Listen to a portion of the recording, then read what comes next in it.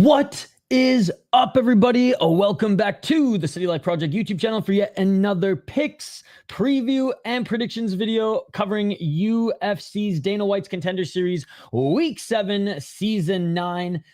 And honestly, this might be one of the harder weeks. If you're into your picks and predictions, if you're into your Tapology picks, I don't give a fuck if the decision is rigged. I haven't even made my picks yet, so I got to enter these right after. But this one's an interesting one because either the matchups are really good and you have two really good opponents, two really solid prospects going up against each other as far as matchmaking goes, like good matchups, or you have guys who, well, and gals who took me anyways 2 hours to watch even enough tape rows comfortable even commenting on them, right? So an interesting week. Let's dive into it.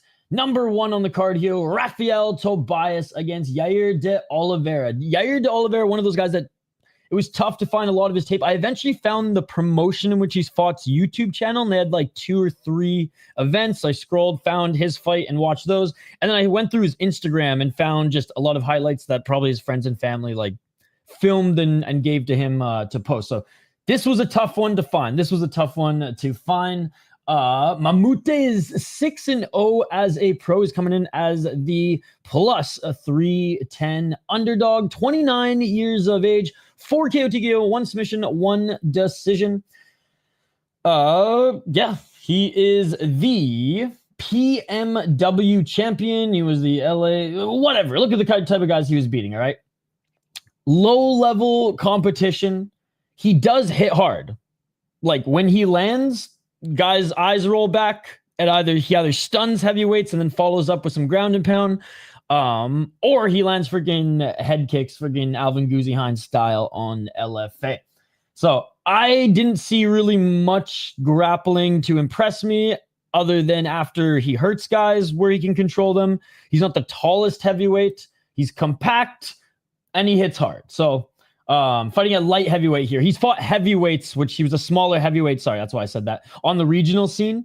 But he's coming in at light heavyweight here, and I think that's actually perfect because he was a lot shorter and in better shape, obviously, than a lot of the heavyweights on the regional scene, but like he was just beating up fat dudes pretty much. So I do like how he's at light heavyweight here, but he's still not the tallest guy. Rafael Tobias, very much more of a jiu-jitsu player. 13-1 as a pro, and honestly, I would say that his boxing fundamentals are still more polished than that of Jair de Oliveira, who just looks like he's fucking bar fighting in there, to be perfectly honest. Sloppy style. Rafael Tobias, though, like, he still isn't a striker. He's just made other grapplers look even worse at striking than him. But a respectable 5 KO TKOs, 5 submissions, 3 decisions. He's huge for 205. He is so much bigger than his opponent. And though he hasn't faced the best competition either, the guys he's beaten and fought have been already, like, even these guys, even Luis Oliveira is better than anybody that Jair de Oliveira has fought and or beaten. He has way more reps in mixed martial arts despite being more of a wrestler / jiu-jitsu guy. Grappler overall, because his grappling in MMA isn't just like one lane jiu-jitsu anymore, but that is his bread and butter. So it goes without saying, I'm going with Rafael Tobias here, minus 400. Could he get cracked by Oliveira with the big overhand from the small guy? Sure. Like, Jair Oliveira is like, I don't know what's worse than Wish. Like, is Alibaba worse than Wish? Whatever's worse than Wish, Jair de Oliveira is like the Wish Menefield, right? Like, doesn't do a lot, but when he does something, it's flailing hooks or crazy overhands. What else do I have in my notes? Slower, strong and hits hard. This is Oliveira. Very low level competition. Tobias, insane grappling, strong ground and pound. Good low kicks as well. I didn't mention that, but I got here in my notes. Tall, rangy. Jair de Oliveira has fought taller and bigger guys before, since he did fight as a heavyweight on the regional scene. But yeah, Rafael Tobias should take this one. Let's get to the live chat here, and let's watch some highlights and footage from both of these guys. What's up, Vincent? Good to see you. Good to see you, buddy. How are you doing here today?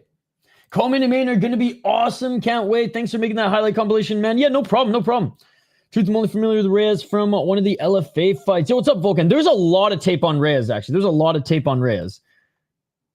Oops. Why isn't this going full screen? One sec, chat. It's supposed to be full screen.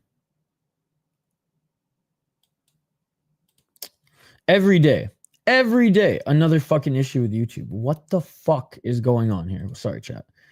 This has never happened before where it just won't go full screen. What the fucking shit, dude? All right, well, whatever.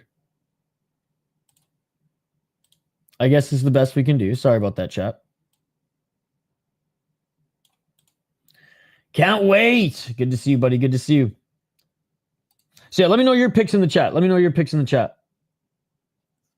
But going with the heavy favorite in this one. And again, a lot more film since Tobias has a lot more fights.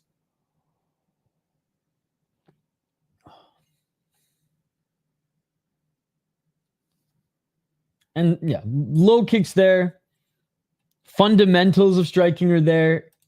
It's not polished, though. It's not polished. Yeah, sorry I'm doing this a little bit later in the day, guys. It's been a busy-ass day. And it was a long night. Shout out to everyone who hung out with us for the deep, or not the deep streams, but the Pancrase streams back-to-back. So we're still in Tobias here, guys. We're still in Tobias. Ooh, nasty. All right, yeah, here's Jair. I think that's the only way he's going to win if he wins the fight. He hits hard. And I did put him on my underdog list. Low confidence, though. But, I mean, I watched this whole fight, man. And the fact it took him, I think, 2 rounds to finish this guy. Or at least, like, the entirety of the first round.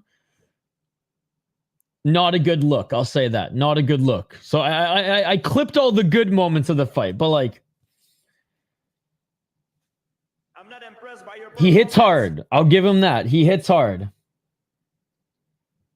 And at light heavyweight and, you know, former heavyweight here, definitely can do some damage. But he couldn't knock out this guy, by the way. This guy verbally tapped because I think he was tired at the end of the fight. It was a weird stoppage. He wasn't taking too much damage. That's why I didn't even include it in the highlights here because it was like kind of embarrassing.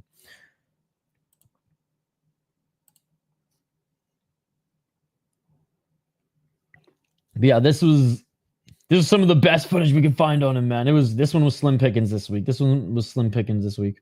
Shout out to MMA Falcons. As always, go check out his channel. He always helps out with these compilations. Kaposa, Chris Cushman, Matisek. They're all great on Twitter as well that help out. Hey, what's up, Chris? Did you get any sleep either, Chris? Chris was up all night too. And I don't even think you were watching Pancrase. I think you were just chilling.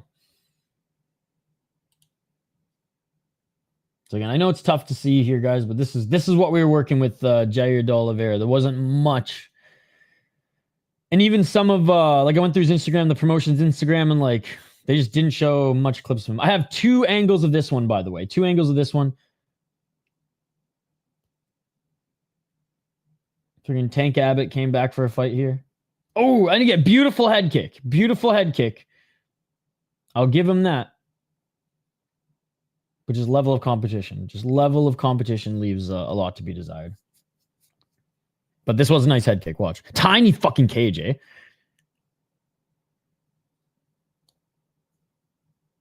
Wait for it. Boom! Shin to the head, baby. Shin to the head. All right. So that's all for this one. That's all for this one.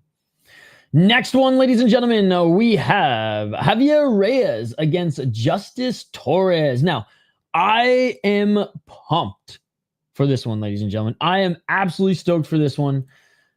The only thing I'm not stoked for is Torres is taking this fight on short notice. a week's notice to fill in for Javier Reyes' opponent who couldn't get, I believe it was Brito, who couldn't get a visa. I think the matchup became a little bit more even and arguably just a little bit better, as this fight should be sick. It just sucks that we don't get to see Torres, coming off of a full camp or coming off at least a little bit more preparation. Having said that, Torres is so solid that he may not need, a whole camp, because he does keep himself in shape and kind of stays in camp shape and is very active on the regional scene. 12-3 as a pro, 4-1 in his last 5 fights, only losing to Cameron Graves. Now, Cameron Graves was the underdog, but let's be honest, Fury 100 was the night of the freaking underdog wins. Now, Cameron Graves did shut him down, did get the better of him for the most part on the feet, kept Torres on the outside, was able to neutralize some of his wrestling, actually was more of the aggressor in the clinch, which was nice, and employed some of his grappling as well. It was a really good fight, but a relatively surprising performance by Cameron Graves. And what I took away from this fight wasn't necessarily that Cameron Graves was the better fighter, but was like that style was good at neutralizing the solid wrestling, but mostly boxing that Justice Torres possesses. He's only 27 years of age. He's one of my favorite prospects coming out of North America right now. 5 KO TKOs. I did pick him to beat Graves. 1 submission, 6 decisions. Never been finished. He's tough as nails. 12-3 in Fury. Great win against Cody Freeman. Cody Freeman is better than his record shows. Shane Torres, I would argue. No, Shane Torres is not better than his record shows. That was a tune-up fight here. But Vilson's really good. Earl Young's really good. Joe Maddox really good. Matt Jones is really good.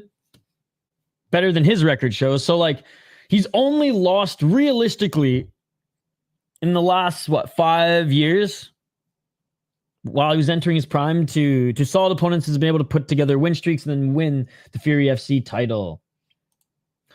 Javier Reyes fights like Cameron Graves. And it's funny, I was taking my notes, and then I listened, after I did my notes, I listened to Artem MMA's breakdown, because he's fucking awesome and he watches just as much tape as I do on these.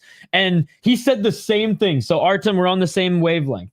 But Artem picked Justice Torres to win, and I wrote my notes here and I'll show you guys. On a full camp, or even 3 weeks notice, I'm picking Justice Torres all day, every day, but I just think Reyes is fucking dialed for this one.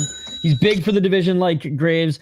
He's a very good grappler like Graves. Not offensively, I'd say Graves is a little bit more rounded out and a better grappler, but he is a good grappler. He's a better grappler than Torres, in my opinion. And his striking, I'd say, is a little bit better than Graves, but it's still funky and not as polished. So, Torres might be able to crack him, especially if Torres can bait him into his game, which is fighting in the pocket, fighting at range. Javier Reyes is fucking massive for the division. 31 years of age. 3-2 in his last 5 fights, and has only really lost to good opponents as well. And as someone pointed out in the live chat last week, or was it the week before, he was beating Larian Douglas before Douglas knocked him out in typical Larian Douglas fashion.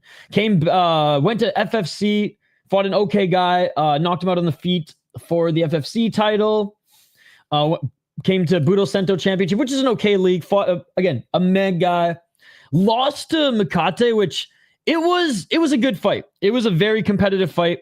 I can't recall I don't think Makate ran away with it. I think it was pretty even. He might have been up 2 rounds going into the third, but I do remember this was a very competitive fight. And then came back and beat a pretty solid opponent in Lance Lawrence in LFA. Has only fought in pretty good promotions. Combate Global being the one in which he developed in the most. Then LFA, dabbled in FFC and Budo Cento Championship, which are a step under LFA and shoot, even Combate Global at that point, but still respectable leagues. Very well-rounded, but the striking's not as polished. Really strong and kind of just a sporadic and weird style to prepare for. 2-2 in LFA, 5-0 in Combate Global, 4-0 in whatever Latin Fighter Championship. Yeah, 1-0 in Combate America is pretty much the same thing. I'm going with Javier Reyes. This one, in my opinion, really could go either way. And if Justice Torres had a little bit more preparation for this fight in particular, I would be picking him all day, every day. But he is a very good underdog. Very good underdog. Let me get the highlights up here, and then I'll just talk through some of my notes. And I'll get a poll question up as well. Let's hope this actually goes full screen this time, chat. YouTube be bugging out these days.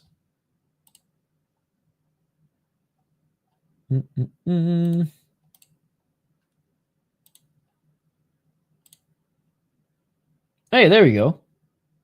Yeah, I don't know what happened last time. Anyways, yeah, really good matchup. Both top guys.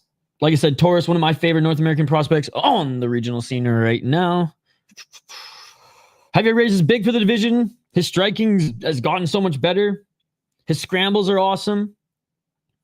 Well, yeah, 1 week's notice for Torres. Lost to similar guys in Graves, but Reyes is a little bit more dangerous on the feet than Graves. Javier Reyes takedowns are sloppy, but he's good at getting you to the ground. He's good at pulling guard and then quick reversals. Just Torres good boxing in the pocket. I would say better than just like the fundamentals. Like he's a very good striker, just not at range. Yeah, I wrote in my notes here. Same point as Artem as far as the Graves comparison. But I do think Reyes is a little bit more explosive, though. Yep, was there for that card versus Douglas. Ironically, Chapolin was the main. The last two fights delivered. I'm torn on this one. Yo, what's up, Daniel? Good to see you. Pumped as well. Yeah, barely slept. Swapping 4 hours. Again, guys, if you missed our pick or our highlights video and want to watch more of it after this, it's in the chat there. All right, I'll get a poll question up while this is playing as well, guys, but keep the comments coming. We're going to keep going through this picks and predictions. If you're just joining us now, after we stream this, I will add timestamps. Like the video if you haven't already, guys. It really helps us out. All right, best underdog on the card. That's what I'm going to make the poll question. And obviously, if the pick you like, see, but this is all the tape that was on Reyes. And again, big shout out. I think I found like 2 or 3 clips on Twitter. The rest were from MMA Falcons. So big shout out to him.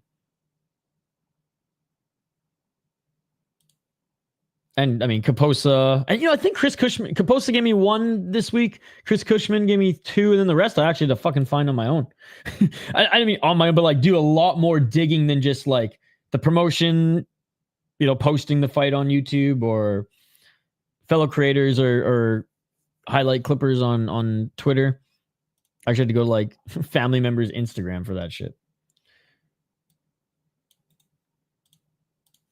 But let me know your picks as well, guys.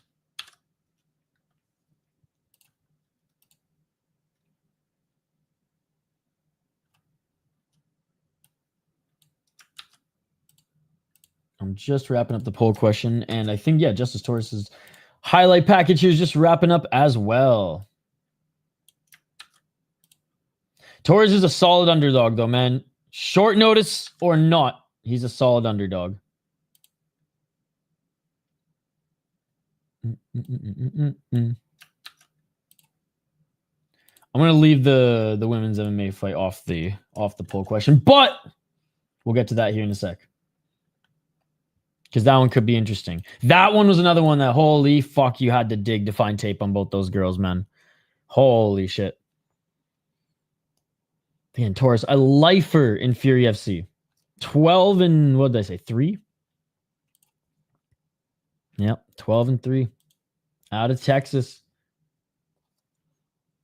And just is so well-rounded. Just not long enough to be a rangy striker, but... And I would say utilizes his striking more than his wrestling, but like his wrestling's still fucking good, as you saw there. All right. I'll get to the women here next, ladies and gentlemen. As we move up the card, Argentina versus Brazil, we have Sofia Montenegro against Jeisla Chaves. Jeisla Chaves 5-0 as a pro, 28 years of age. Undefeated, but has not beaten anybody of note. And Gomez Fighting Championship is the league that her gym owns. So kind of like Uriah Faber's A1 Combat, kind of like FAC back in the day, kind of like Samurai Fight House. I hate to say it, but it's true, Artem. It's a league in which they push their fighters in to pad their record. I mean, even this wasn't in Gomez Fighting Championship, but still, like, from what I was able to from what I was able to watch, she's well-rounded enough to beat shitty competition, and she's fought Muay Thai as well. So both of these girls are good strikers. I'd say Montenegro is the way more of the dangerous striker, has fought in just striking rules, custom striking rules fights in Budo Sento Championship, has fought a lot more kickboxing and Muay Thai. But the difference between these two chicks is I could not find any footage of her grappling, even in her fights, even in her MMA fights. There's not a lot of grappling. Even when she gets beaten on the feet as the pure striker, she won't even try to really attempt to take down at all, just clinch. Whereas Chaves, for better or for worse, against good competition or not, I've seen her mix it up. And like, it looks good enough to beat Met opponents. And is Sofia Montenegro a Met opponent? She's 6-1, but I would still say yes. Who the fuck has she beat other than Sofia Landy? Honestly. And is Sofia Landy really anything that special, ladies and gentlemen? Nah. The answer is nah. So, this one's tough. Is she the better striker and seems to have more power in her striking? Yes. Is she, from what I've seen, the more well-rounded fighter? Yes.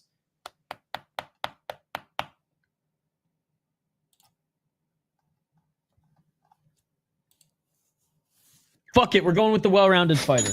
We're going with Jeisla Chaves.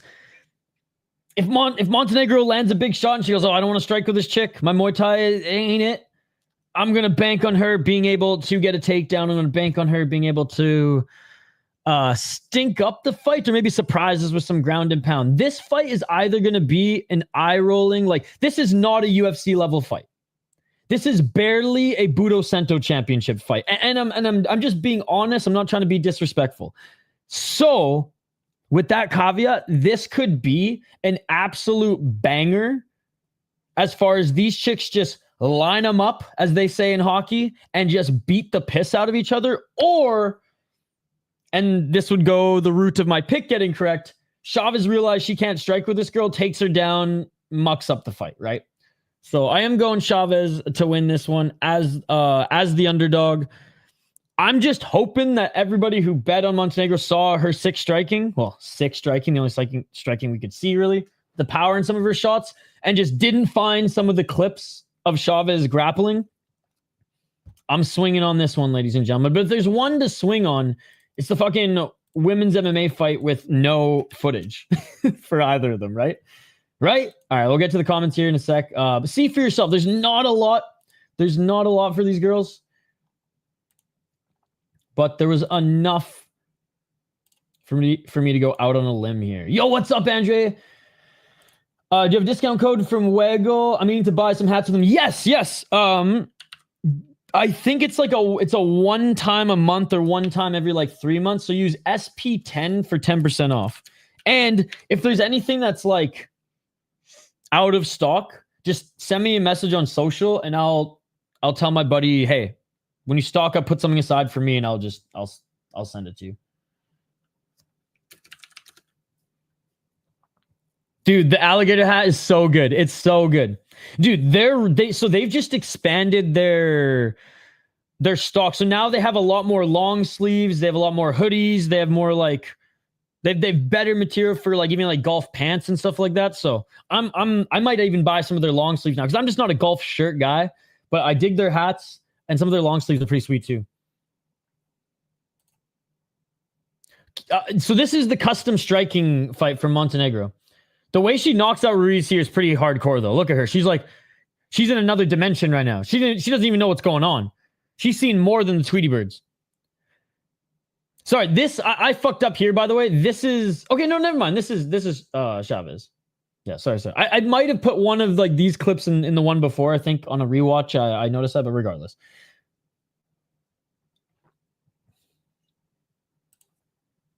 That's my friend's company that has all these hats. Getyourwagalon.com. All right, so here's Chaves, man, and this is some of the footage of her grappling, but it's few and far between. It is good. They're hosting this in like the West Edmonton Mall of wherever the fuck she's from. That's crazy. Slowly faded away. I mean, there's some grappling, like I said. Hey, what's up in the granite? How you doing, brother? Guys, poll question is up, so vote in the poll question. All right, so like that's it. There wasn't much on the girls, man, but I dug up what I could, folks. I dug up what I could. All right, let's get to the co-main, which, oh my God. This, going from a non-UFC caliber to, like I said, a Luke's or Budo Sento championship or Samurai Fight House level fight at most, to a top prospect matchup here, 100% a UFC level matchup. Brahyan, Zurcher. Yeah, no problem, Andrew. Thank you for supporting them. They're a great fucking company here in Minnesota, and we've known them since the beginning, since they had a warehouse, an office bigger, or not as, probably slightly bigger than my office room here, and now they have a couple warehouses, multiple locations. A lot of YouTubers now are wearing their products for sponsorship, so it's just super cool. But anyways, I don't gamble, but you can make a parlay however you want. Brahyan Zurcher versus Magomedov. Murtazali Magomedov. 9-0 as a pro out of Kyrgyzstan. Both of these guys undefeated. Both these guys 9-0. And he's the Octagon champ, or he was the Octagon champ. And he won a belt in Octagon with a C out of Kazakhstan, which 3 million views on their last stream on YouTube. So shout out to them, man. Shout out to them. 4 KOTKOs, 5 submissions. He's incredibly well-rounded. He's very explosive, and he's so slick with his back take and scrambles, 0 decisions. Does he put himself in danger sometimes because he's that like erratic of a fighter? Yes. But for the most part, instead of attacking submissions, he kind of just finds submissions and finds good positions wherever he is. So it's kind of like he just like comes at you, and then if it doesn't go his way, he just lets the fight come to him, and he'll find reversals. He'll find sneaky, slick ways into positions where he will then ground and pound you or take your back. He's a very fun fighter to watch. 5-0 in Octagon. Octagon League is a great fucking league. I would say it's better than Alash Pride personally, and better than Neza. 4-0 in a World Tamash Federation, the WEF. He's defended his Octagon title once against a very solid opponent who's 11-4, won the title against a 7-2 guy, and overall in his career didn't fight cans, man. Took a step up in competition when he was only 2-0. Fought a 17-8 guy when he was 4-0, 11-7 when he was 5-0. Guys around, like other prospects coming up with him in his last 3 fights. And as an amateur, went 7-0. And Gamma's a pretty good amateur organization. Brahyan Zurcher, very well-rounded too, ladies and gentlemen. 9-0 as a pro. And poor PFL. They scouted this guy early, let him get some freaking can-crushing fights in Luke's, and developed him to an undefeated record. And then he left PFL, now he's coming over to Dana White's Contender Series. It's... I may not be the biggest UFC fan, but I cannot... Well, historically, this year hasn't been that bad, but historically, I've been the guy who just motherfucks PFL, so this kind of makes me grin a little bit. 4 KO TKO, 3 submissions, 2 decisions, 5-0 in the PFL, man. A little Luke's side quest here where he didn't beat the best guys, okay? He didn't beat the best guys. He was, what do they call them? Tune-up fights in Japan, right? The Rampage Jackson tune-up fights, but a lot of guys that he beat in PFL were great, man. Fought in Combate Global, PFL, Luke's, all really good leagues, but he fought some really good competition in the PFL, and we saw him develop before our eyes. His grappling's good, his striking's good. He's good everywhere. Would I say, like, does he have that slick factor that Magomedov has? No, but as a result, he doesn't put himself in compromising positions. And I know Magomedov's fought good guys, but the better competition he fights, the higher in the rankings, and fighting in better organizations, some of those like Hail Mary, I can get myself out of deep water or quicksand scenarios aren't going to always work. So I absolutely love this one. I truly think this one's a pick'em. I'm going with Zurcher only because I just think from what I just said, that little bit of polishness, that little bit more of a polished style, I think is going to help him. Now, having said that, he has not had to defend as many like takedowns or an aggressive grappler to the level of Magomedov. So that is a question mark, but I think striking wise, he's the better of the two. I think, yeah, this is just going to be a fucking awesome one. He has insane low kicks as well, Zurcher, and he used to just throw hooks like a madman. Now his boxing is, he's got more tools and he's not just a swing hooks on the entry, leave his head open striker. He actually seems like he knows what he's doing. So this one really could go either way, guys. This one really could go either way, but I'm going with Zurcher here. And like, holy fuck, we are blessed with this fight, ladies and gentlemen. Let's check out some of the highlights for this one, and we'll go over any of my notes, extra notes that I might have missed, and your guys' thoughts as well. Great to see you, by the way, Void Mate. I see you in the chat.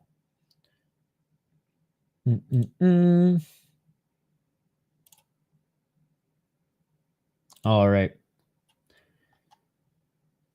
That's how a lot of start small office. Hell yeah. This is a really good fight. Zurcher's my dog. Let's fucking go. Zurcher is mid in this matchup. See, I disagree. I think I don't think neither of them are mid. I think the offensive wrestling, though, of Magomedov does give Zurcher a problem that he has not had to face before. So I agree on that. Chicken Tender series looks solid this week. Yo, what's up, Tank Top MMA? Good to see you. 50-50. Straight down the middle, punches and kicks. Straight fundamentals technique is imperative. The explosiveness of Magomedov, though, is huge. As I said, I think this one should be a pick 'em on paper. So Magomedov is a good underdog. Like, if you're betting, I'll go over the underdogs here at the end and just like my further breakdown on them. But yeah, decent boxing, nasty hooks, great wrestling, offensive wrestling anyways. Good double leg and single legs, well-rounded.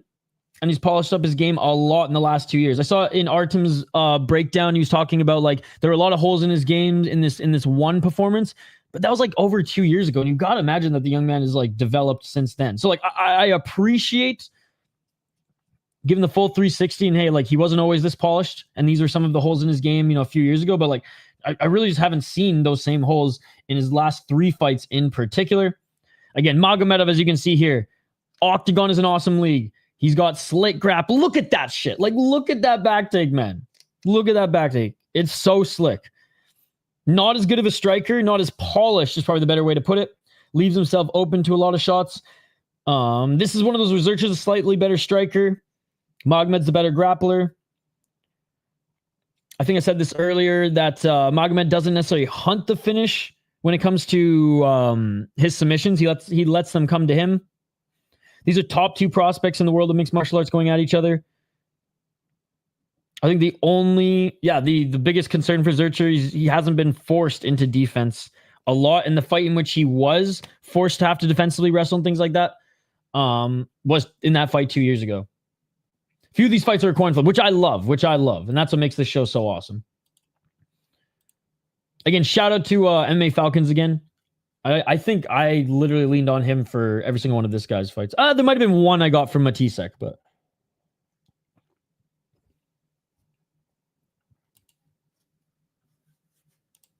All right. Last one, ladies and gentlemen. Last one. And this last one's going to be fucking fun. I mean, we've been waiting for Đani to get his UFC shot for a while now. Đani Barbir, ladies and gentlemen, out of Croatia, 7-0 as a pro. God, as MMA fans who grew up in the 90s, we're just jonesing for more Croatian talent, ladies and gentlemen. Up against a sick kickboxer out of Lithuania, Mantas Kondratavičius. We're going to call him Mantas. 26 years of age, 7-1 as a pro, 4-1 in his last 5 fights. The only guy he lost to was to a guy who I think is UFC ready and who is a unbelievable grappler and a guy who is massive also for the division in Virgil Ojean. No shame in losing to Virgil Ojean, ladies and gentlemen. He's 8-0 undefeated and he's a fucking beast, okay? So I've seen every single one of his fights. I can tell you, no shame losing to him. He's a very good kickboxer. 5 KO TKOs, 2 submissions, 0 decisions. He's only been finished once via submission against Ojean.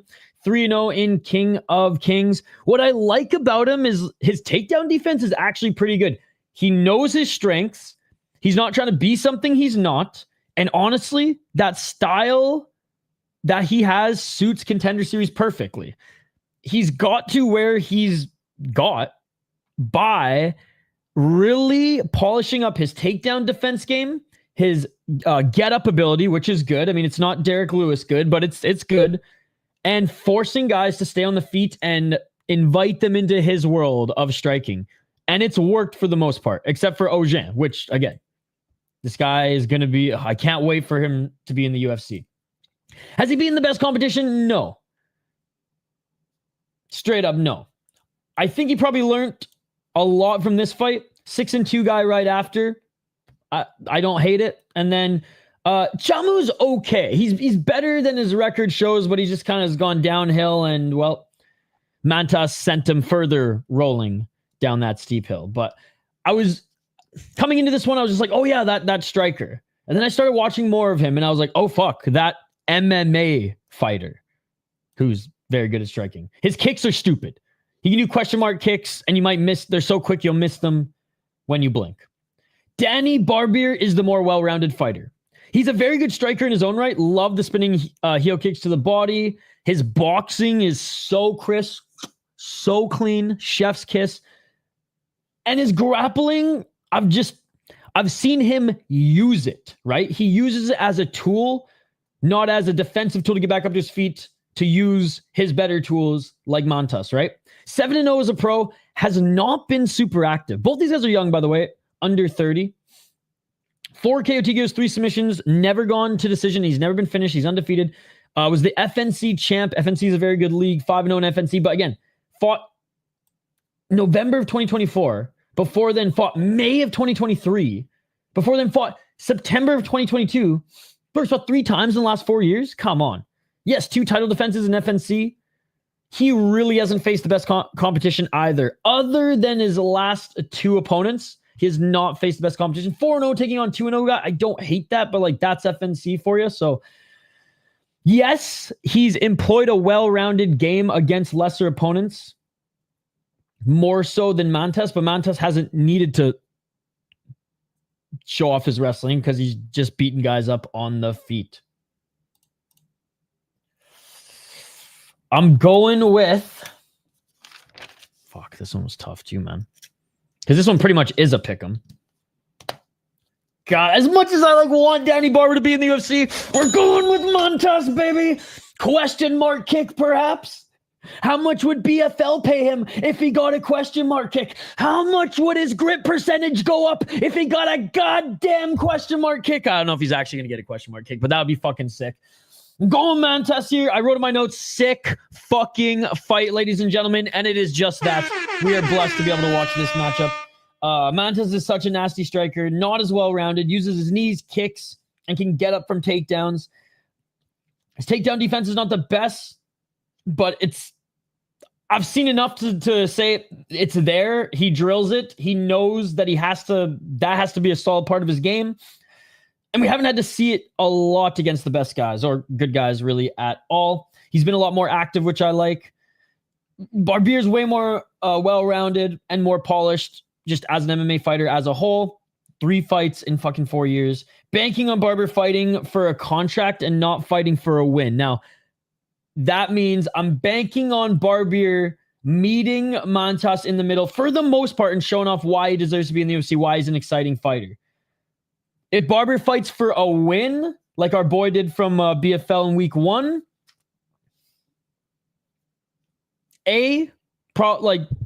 probably not going to be super successful. and B, probably not going to get a contract. So I think with how this matchup is, Barbir's path to a UFC contract is fighting in Mantas' world. Now, having said that, maybe Đani takes him down and fucks him up on the ground and gets a submission. And if that's the case, let's fucking go sign him to the UFC. I cannot wait. These are picks. They're predictions. I'm not a fucking fortune teller. And I'm reaching on an asterisk. And that asterisk is Dana White's made it very clear to get a contract, you got to fight a certain way on this show. And that way is Mantas' way. So I'm picking Mantas, ladies and gentlemen. I'm picking Mantas. Neither have beaten the best guys. Mantas trains keeping fights on the feet, and I think that suits him in this fucking show. Barbir, the better MMA fighter. Mantas, the more dangerous fighter. And so that's why I'm going with him. Last little bit of highlights here. And then we'll go over my quick deep dive into the underdogs. And I'll let you guys go because I got to get back to work. We will be back for a Fight Companion, by the way. We will be back for a Fight Companion later tonight.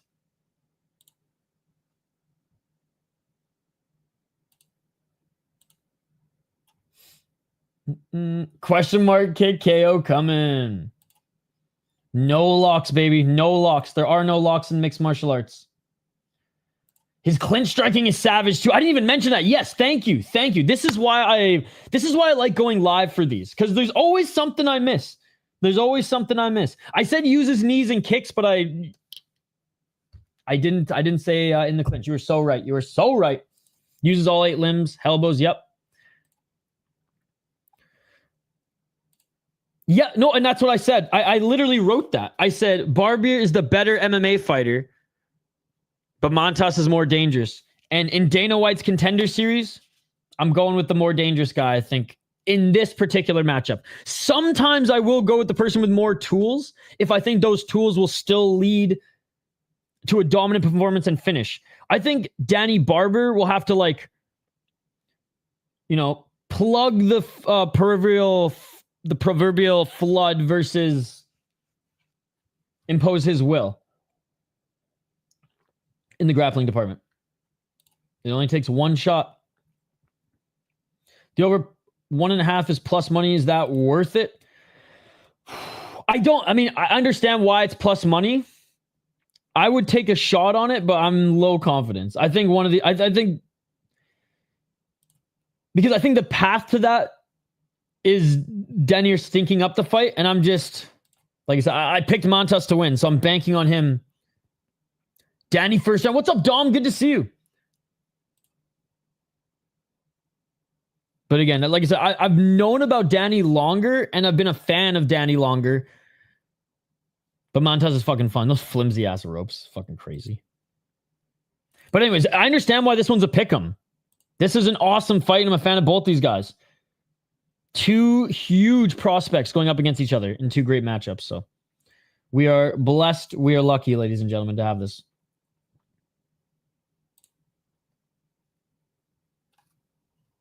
And he fought in Aris, which is a good league. I think only 1 or 2 fights, but still. I will add timestamps to this, by the way, guys, if you missed any of the show. I'm going to add timestamps right after. I'll have the link to this whole video that we're watching. There we go. And if you guys want to see our reaction to Pancrase last night, boom, there they are. There they are. And there it is. There it is, ladies and gentlemen. As far as underdogs go, you can see here, if you want to snapshot it for proof. De Oliveira, very low confidence, but he hits hard. He fights like a heavyweight. He could crack his opponent. Very low level confidence, though. Torres, I'm not picking him, but high confidence level, especially at plus 150. Jeisla Chaves, medium confidence, but women's MMA, so fuck it. I picked her to win. Magomedov, high confidence, plus 120. And Mantas, Kondratavičius. Jesus Christ. Lithuania, baby. Let's go. High confidence at plus 105. So I would say there's only 2 underdogs that are and that's Oliveira and, of course, Chaves. Torres very well could win. Magomedov very well could win. Mantas very well could win. But I included the other 2 because there is a path there as tiny and overgrown as it may be. Big fan of both. Also, yeah, Mantas loss isn't bad. OJ probably beats Đani too. Oh, 100%. 100%.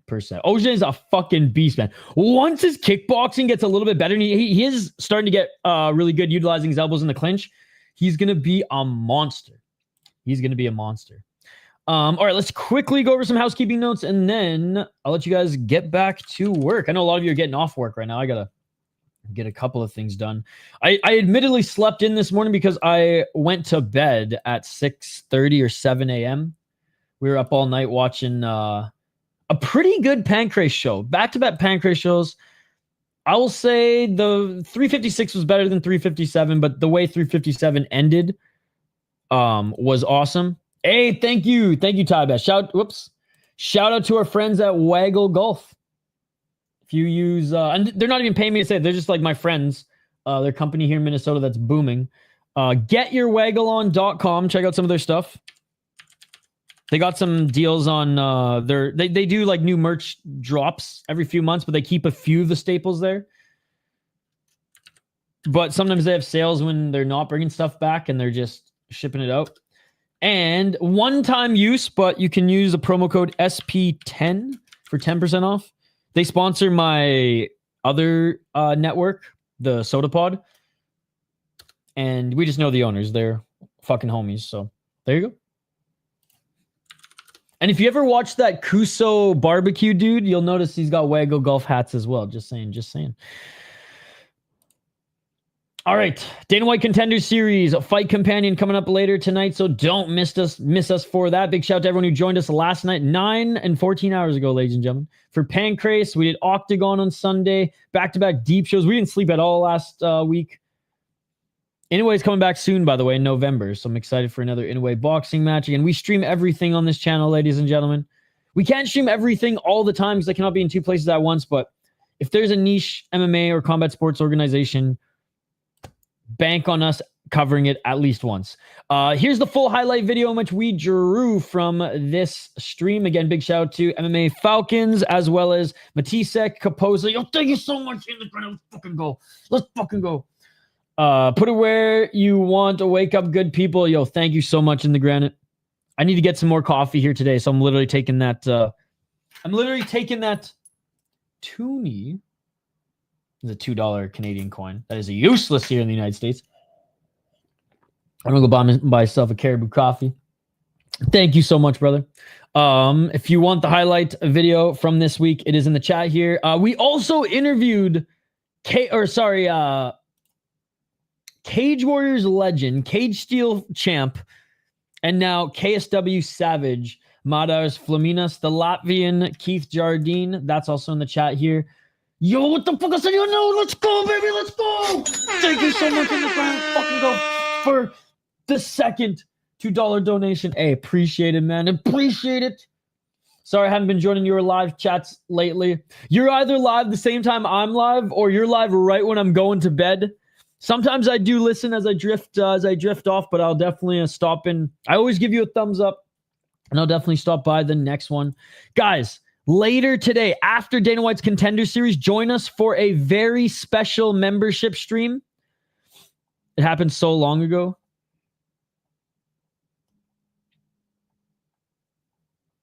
Where is it? It happened so long ago, I can't even find it.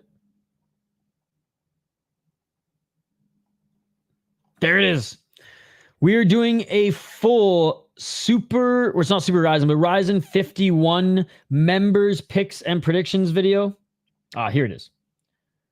So 2.5 hours of Ryzen podcast, picks, and predictions talk. And then tomorrow I will edit it up for the general public. So after Dana White Contender Series, Jay Wolf and I will be live for that. So check that out.